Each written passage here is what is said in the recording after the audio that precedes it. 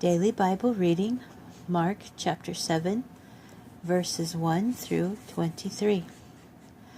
The Perushim and some of the Torah teachers who had come from Jerusalem gathered together with Yeshua and saw that some of his Talmidim ate with ritually unclean hands, that is, without doing Netilat Yadayim. For the Perushim, and indeed all the Judeans, holding fast to the tradition of the elders, do not eat unless they have given their hands a ceremonial washing. Also, when they come from the marketplace, they do not eat unless they have rinsed their hands up to the wrist. And they adhere to many other traditions, such as washing cups, pots, and bronze vessels. The Perushim and the Torah teachers asked him, "Why don't your Talmidim live in accordance with the tradition of the elders, but instead eat with ritually unclean hands?" Yeshua answered them, "Yeshayahu was right when he prophesied about you hypocrites. As it is written, 'These people honor me with their lips, but their hearts are far away from me. Their worship of me is useless because they teach man-made rules as if they were doctrines.'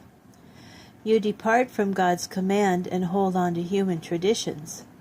Indeed, he said to them, you have made a fine art of departing from God's command in order to keep your tradition. For Moshe said, 'Honor your father and your mother,' and anyone who curses his father or mother must be put to death.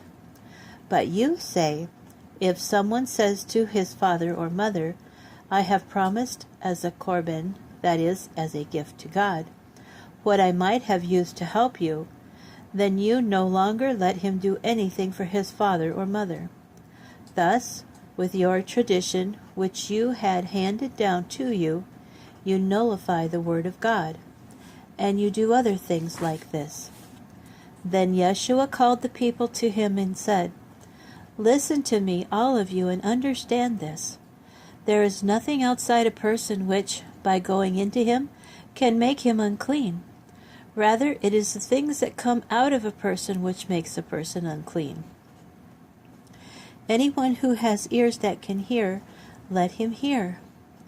When he had left the people and entered the house, his Talmidim asked him about the parable. He replied to them, "So you too are without understanding?